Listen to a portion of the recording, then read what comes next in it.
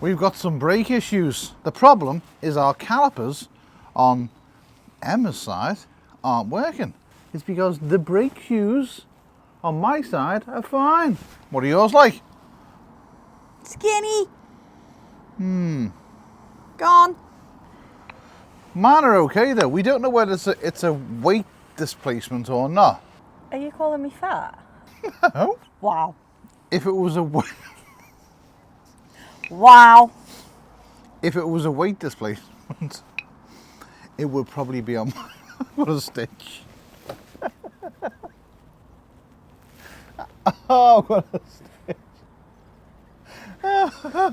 Oh, I'm trying not to laugh. I hope it hurts. Oh. So we've gone and bought a new caliper. Now, we're not doing one, are we? No, we're doing both. False economy. Don't just do one, because I'll guarantee you, you do one, what happens? The other one will go. 100% guaranteed. Do both of them. Now, the problem we've got on Emma's side of the van, the passenger side, Is the pistons here. They're not going in. no. No. One of them goes in at a struggle. One of them Just doesn't want to move. doesn't want to move at all. It's really, we had a caliper breaker yesterday to push the pistons back in, and it was really hard, wasn't it? So we changed the brake pads yesterday, so we now come to the conclusion after sitting there last night and thinking about it, could do with a caliper change, because we know it's faulty.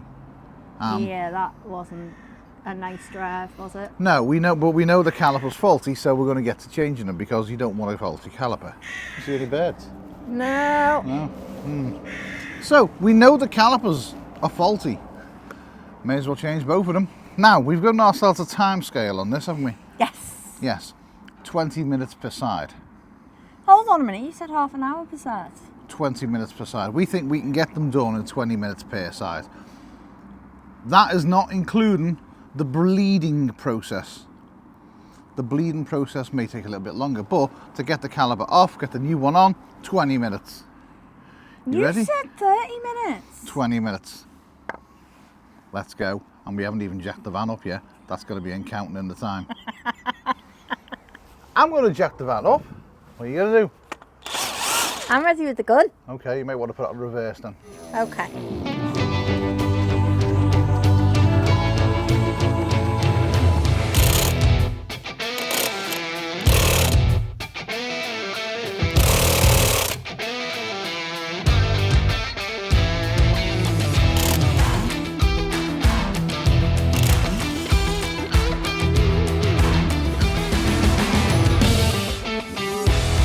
As you can see, we fitted brand new brake pads yesterday. So what we're going to do is we're going to take the feed pipe off, the centre pipe off, and then the caliper off. We should have done it yesterday, but we didn't. Anyway, right, crack on. Times are ticking. So to get your sensor off, you need an E10 female star bit, which you're just going to pop on here. And you just unscrew that bit there. Don't forget as well to unplug your sensor from the housing as well, because when this comes off, you don't want this attached. So, right, Emma's going to take that one off. Oh, now, is that loose? I want you to get your little fingers around it. Next thing we're going to do is clamp up the brake pipe so no fluid comes out. So I've got a clamp on there just to stop any excess brake fluid coming out. We haven't taken the top off the reservoir purely because we don't want gravity to work against us. So left the reservoir on for now, clamp that up so that one can now get undone. Then we can undo the caliper and replace it. Right, before we actually remove the pipe, we're going to take the caliper off first, because when we undo the pipe, obviously that will need untwisting. Now we can't just keep twisting this round because the pipe will just keep on twisting around itself. So we'll need to crack it off and then release the caliper from the pipe. So turn the caliper around and leave the pipe in situ where it is there, because you don't want this getting twisted around all the time. On the Crafter they do take a HW6 Allen bolt, so I do think on the Sprinters they might be star drive, not too sure. There we go, there's the second one. It's out. Right, your caliper is now completely disconnected from the assembly. There we go, as you can see, nice and loose because we had it off yesterday. And don't forget to undo that. There we go, that's the caliper. It's this piston here which has been an absolute nightmare. As you can see, they've seen better days. So now we need to crack this off there. So it's a 14 milli on there, and then give this a tap to crack it off. Now you can see that turning now. So if this was left in situ, this pipe would turn all the way around. So what we want to do is hold that there like that, and then we will turn the caliper. Once it's undone a bit,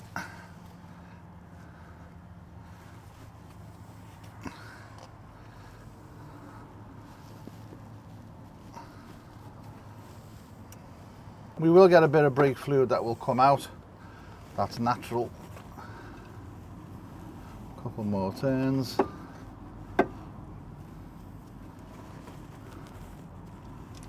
There we go. Well, didn't lose any brake fluid, which is good. So now we've got our caliper off, which is there. We can just replace it with a new one. We did replace the discs last year, so they're all fine. As you can see, there is new shoes in, they were put on yesterday, and then caliper. Right, take the bung out there, and then we can feed the pipe back into there and then get it going. Exactly the same as we did on the last one. Turn the caliper, not the pipe.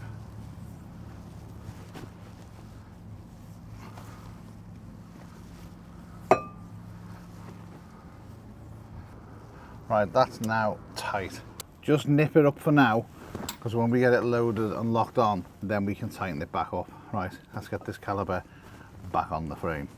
Wear sensor through, slide your new caliper back on, and then basically repeat. Hit your bolts, one bolt through, it's gone in.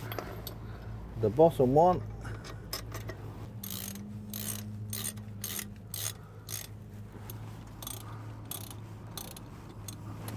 and now we've got the pipe on, we can reduce our clamp now. Get that out of the way so we've got a bit more room.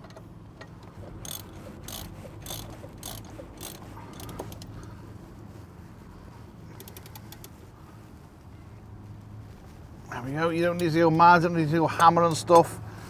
Now that's all tight. Now we can tighten this up.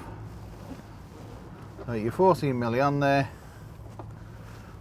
Don't go crazy, just give it a good nip up and make sure that it's tight. You don't want to be cross-threading or snapping the pipe, because then you're going to be screwed. Right, last thing to do is your wear sensor. I would plug your wear sensor in before you actually mount it, just so you make sure it's in properly, and you can get your bolt.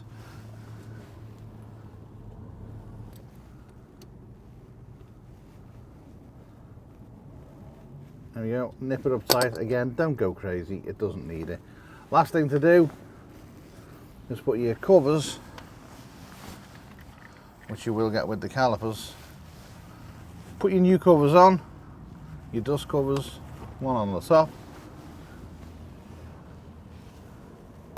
and one on the bottom. Right, all we've got to do now is bleed it. Right, so your bleed nipple on these is an 11mm, which we've got a 10, and I don't think we've got an 11. Next thing to do, lift your bonnet.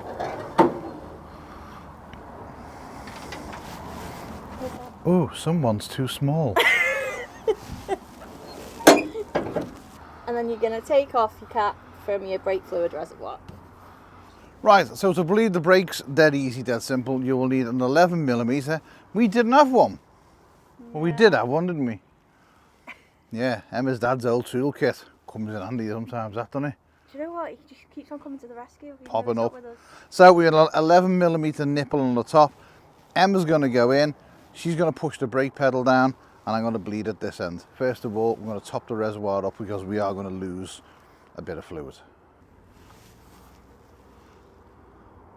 That'll do us, because we're going to probably get it down to the max, which is not far off where it is now.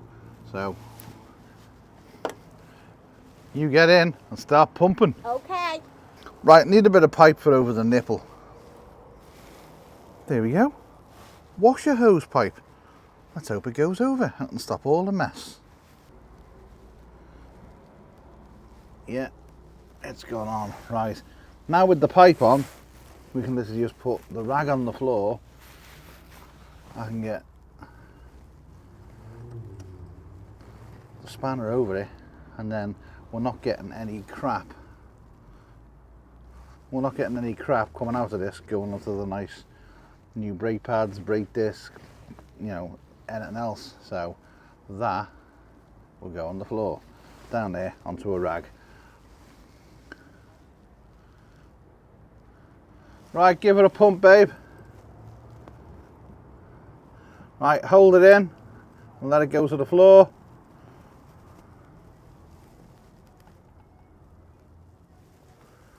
Is it going any harder when you're pumping it? Behave. Right, now your nipple's bled.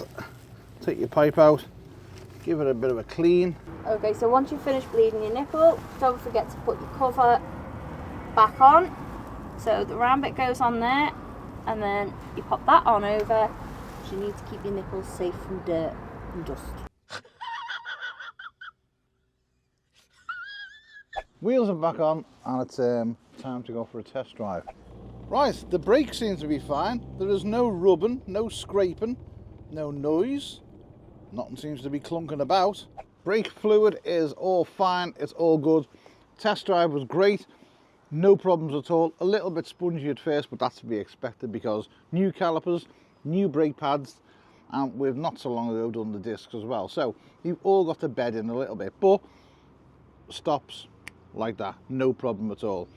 And feels a lot safer, feels a lot better knowing that we've replaced both calipers and we know that the whole braking system is good. So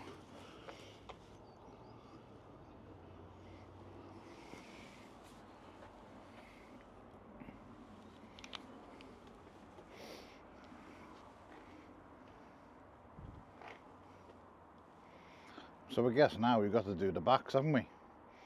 They're going to be a pain because the backs on these are the same as the fronts, but they've also got drum brakes. But they've also got drum brakes for the handbrake as well, which are a nightmare.